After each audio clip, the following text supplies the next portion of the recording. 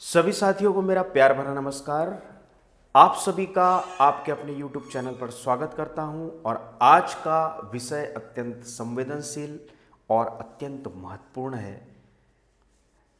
प्यारे साथियों, संबंध जिसकी बुनियाद प्रेम और स्नेह से रची जाती है और जहाँ प्रेम और स्नेह है वहाँ दया, करुणा, क्षमा, समर्पण, त्याग ऐसे उच्चतम सर्वश्रेष्ठ शब्दों का उपयोग होता है, क्योंकि प्रेम की बुनियाद इन्हीं शब्दों से रची जाती है। प्रेम जैसी एक सुंदर इमारत की जो नींव है वो त्याग, तपस्या, समर्पण, दया, करुणा से रची जाती है। लेकिन सवाल ये है, प्रश्न ये है कि प्रेम जैसी पावन, पवित्र विषय वस्तु समाज से धीरे धीरे, एक ही समाज और एक ही धर्म की बात नहीं कर रहा हूँ, सभी समाज सभी धर्म में से धीरे धीरे विलुप्त होती जा रही है। और बड़ी बात यह है कि इसकी कोई चर्चा नहीं करता, बहुत कम लोग इस विषय पर बात करते हैं। समाज में टूटते बिखरते हुए संबंध अत्यंत दुखद, अत्यंत निर्मम है। जो व्यक्ति इन सभी चीज़ों से गुजरता है, इन सभी स्थितियों से गुजरता है, वह अपने आप को संभालते हुए किस प्रकार अब फिर से अपने जीवन की शुरुआत करता है, यह अत्यंत कठिन है।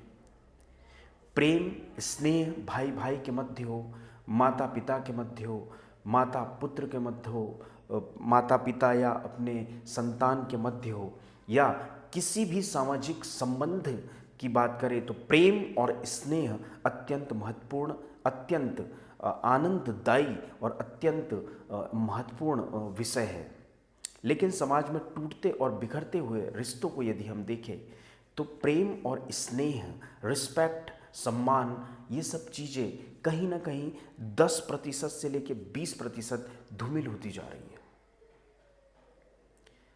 प्यारे साथियों, विवाह हमारे समाज में, भारतीय संस्कृति में एक ऐसी परंपरा है जिसके माध्यम से ना केवल एक लड़का और एक लड़की के जीवन की शुरुआत होती है, बल्कि ये दो परिवारों और उन परिवार से जुड़े सभी सगे संबंधियों के आपस में संबंध और आपस में प्रेम और स्नेह की शुरुआत होती है, मान सम्मान, इज्जत की शुरुआत होती है। लेकिन अभी हमारी समाज में या कई समाज में ऐसा देखने में आ रहा है कि समाज में टूटते और बिखरते हुए रिश्ते अत्यंत निर्मम, अत्यंत दुखदाई है। इसके पीछे कारण क्या है?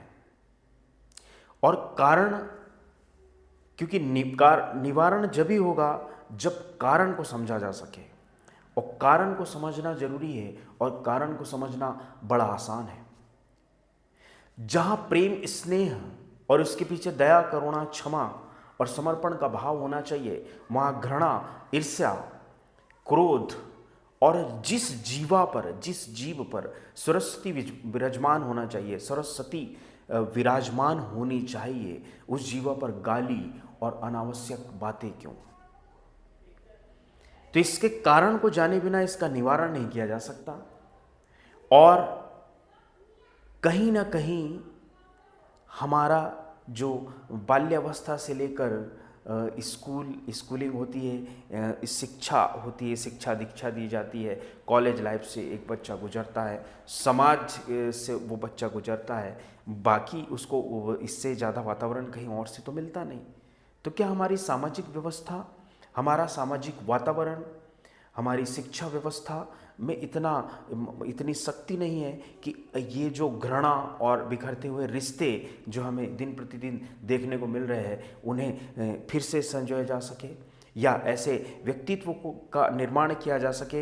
हमारी सामाजिक व्यवस्था, माता पिता की परवरिश, ऐसी सामाजिक व्यवस्था, माता पिता की परवरिश और ऐसी शिक्षा, ऐसी दीक्षा, क्या ऐसा इंतजाम नहीं किया जा सकता कि एक भी रिश्ता टूटे ना, एक भी घर बिखरे ना, भाई भाई का प्रेम ना बिखरे?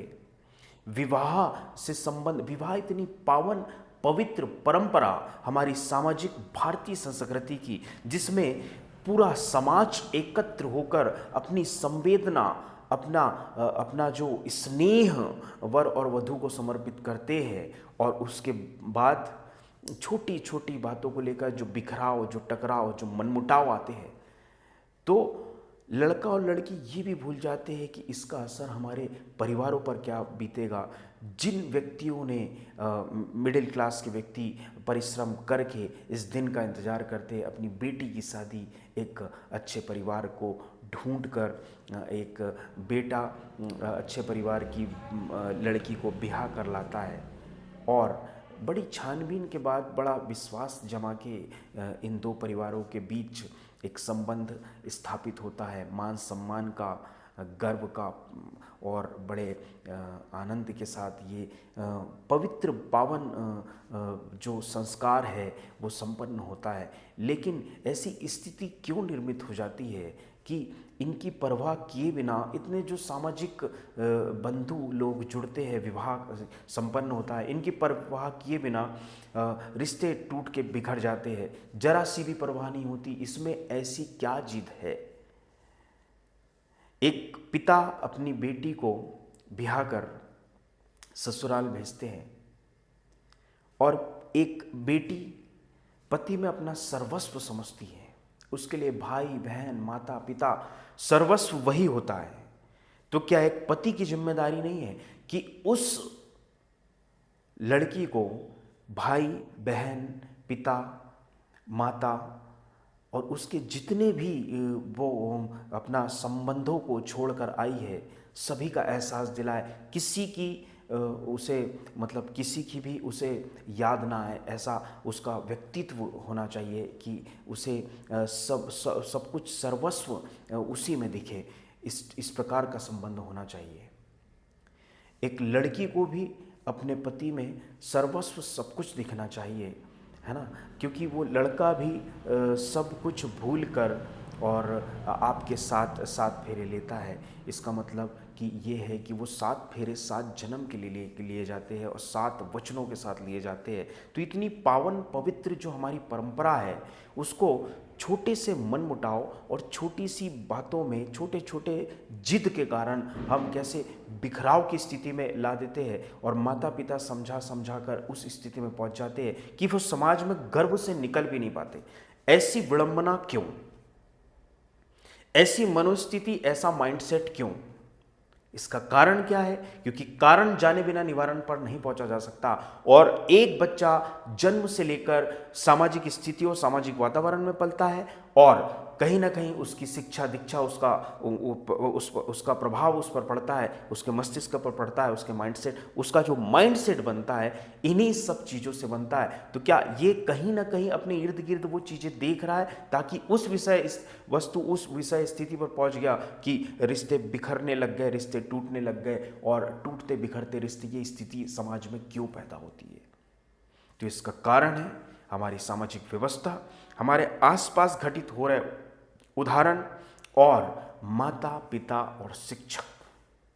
यदि ये 3 बिंदु मजबूत हो गए तो ऐसे समाज का, ऐसे देश का निर्माण किया जा सकता है कि जिसमें रिश्ते टूटे नहीं, रिश्ते जुड़े।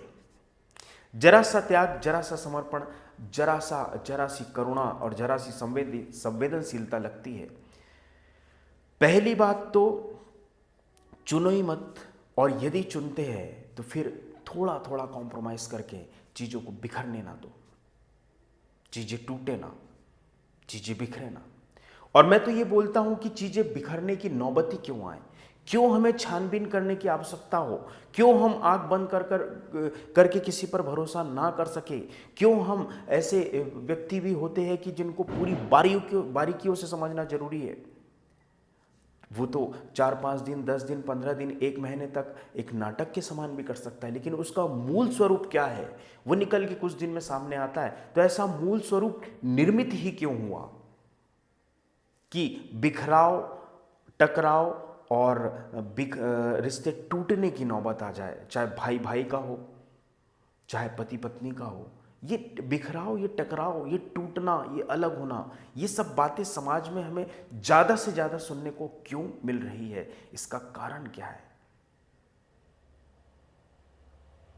इसका कारण है सामाजिक व्यवस्था, आसपास घटित हो रही घटनाएं और कहीं ना कहीं एक ऐसी परवरिश की आवश्यकता जो कि बच्चों को समर्पण, त्याग, स्नेह सिखाए। हम उस धरा से संबंध रखते हैं जिस धरा पर संपूर्ण राज्य मिलने के बावजूद भी भरत अपने भाई के लिए वन को गए और एक कुटिया बनाकर अलग से रहे। क्या हम हमारी ऐसी महान परंपरा को भूल जाए? क्या हम स्वार्थी हो जाए? अपने छोटे छोटे स्वार्थ के लिए माँ बाप के सुख, माँ बाप के जो माँ बाप का जो सम्मान है, जो मान है समाज में, उसको भूल जाए और अपनी छोटी छोटी जिद के लिए संबंध बिखेर दे। और उन माता पिता को फिर लोगों को जोड़ना पड़ता है, अपनी विषय वस्तु, अपनी मनोस्थिति बताना पड़ता है। कैसा निर्मम, कैसा दुखदाई, कैसा करुणामय ये वातावरण हो जाता है। तो ऐसी स्थिति आने ही क्यों ना दे। छोटी छोटी अपनी आदतों को बदले ताकि हमारे माता पिता को सुख पहुंचे, हमारे माता पिता गर्व से समाज में चल सके। बार बार मनाने के बाद भी रिश्ते संभलने का नाम नहीं लेते हैं। रिश्तों में ऐसा बिखराव, ऐसा टकराव क्यों? इसका कारण क्या? शिक्षा दीक्षा में इतनी मजबूती क्यों नहीं कि दो व्यक्ति आपस में सामंजस्य करके अपने जीवन का निर्माण कर सके, अपने जीवन को सुख से बिता सके? बच्चों के मन में इतनी जिद, इतनी लापरवाही क्यों? एक बेटा एक बेटी को नहीं समझ सकता, एक बेटा बेटी बेटे को नहीं समझ सकती। एक माता पिता अपनी बेटी को कितने प्यार, करुणा से पाल पोस कर विदा करता है। कई ऐसे केसेस, दहेज के लिए प्रताड़ना, सामाजिक परिस्थितियों के लिए प्रताड़ना, अनावश्यक अंधविश्वासों के लिए बेटियों को प्रताड़ना। मैं यहां एक तरफा नहीं बात करूंगा। एक माता पिता अपने बेटे को भी लाड़ प्यार से और संघर्ष से, दूसरों के यहाँ काम करके, बर्तन मांज के, मिडिल क्लास की जो संघर्ष है, सभी संघर्ष को झेल कर अपने बेटे को पाल पोस कर एक मुकाम पर पहुंचाता है। क्या हो और वो लड़का भी चाहता है कि मुझे एक ऐसा जीवन साथी मिले कि मुझे समझे। आदि अनंत काल से माना जाता है कि स्त्री पुरुष की शक्ति है। व्यक्ति की शक्ति के पीछे कारण स्त्री हो सकती है और होती भी है, क्योंकि अगर उसकी स्त्री, उसकी पत्नी ठीक है, उसकी पत्नी अगर उसको समझती है तो उससे बड़ी ताकत उसको कहीं से नहीं मिल सकती। तो एक पुरुष की शक्ति के पीछे कारण है स्त्री, उसकी पत्नी। तो ये भाव भी लड़कियों को समझना चाहिए। दोनों पक्षों के बराबर बातें कर रहा हूं। 7 फेरे कोई आम परंपरा नहीं है। 7 फेरों के बीच पूरी सामाजिक स्थितियों का, पूरे सामाजिक मंडल का, पूरे आपके सगे संबंधियों का स्नेह, प्रेम और विश्वास जुड़ा हुआ है। उस विश्वास को बिखरने के पहले आप जरा विचार करें। छोटी छोटी जिद पाल के बैठने से पहले आप सभी का चेहरा देखें कि हम तो उसके लिए हमें त्याग करना पड़े, समर्पण करना पड़े, तपस्या करनी पड़े, लेकिन उनकी खुशी के लिए रिश्तों को बिखरने ना दे। छोटी मोटी बात में अगर रिश्ते बिखर भी जाए तो उन्हें पुनः संजोए, क्योंकि आप संजोगे उससे बेहतर उन रिश्तों को कोई नहीं संजो सकता। तो हम उदाहरण प्रस्तुत करेंगे तो सामाजिक व्यवस्थाओं में उदाहरण प्रस्तुत होंगे। हम सुधरेंगे तो हमको देखकर दूसरे व्यक्ति सुधरेंगे। तो ऐसी सामाजिक व्यवस्था, ऐसी पावन परंपरा, ताकि आपके माता पिता पूरी समाज में गर्व से चल सके। टूटे रिश्तों के पीछे टूटी हुई मनोस्थिति, टूटे हुए विचार, टूटा हुआ शरीर, टूटी हुई धारणा और टूटा हुआ मन लेकर जब व्यक्ति समाज में उतरता है, अपने बच्चों की खुशियों के लिए एक नकली मुस्कुराहट में जब समाज में उतरता है, तो वो कितनी दयनीय और निंदनीय विषय वस्तु है। ऐसी विचार धारणा बच्चों के मन में उपज ही क्यों लेती है? क्यों हम बच्चों को एक सद्गुणों से एक मजबूत जो बेस होता है उनका, जो उनका बेसिक स्ट्रक्चर होता है, क्यों हम उनका बेस मजबूत नहीं करते? क्यों जब बच्चे बड़े होते हैं तब हम उनको सद्गुणों से युक्त क्यों नहीं करते? उनके मन में ईर्ष्या, घृणा, द्वेष, ये सब बातें आने ही क्यों देते हैं, जिनकी वजह से आगे चल के रिश्तों में बिखराव, टकराव और रिश्ते बिखर जाते हैं। तो यदि हम इस कारण को समझ जाए तो हम टूटे हुए रिश्तों को बचा पाएंगे और एक सभ्य, सफल, स्वर्ग जैसे समाज का निर्माण कर पाएंगे। धन्यवाद।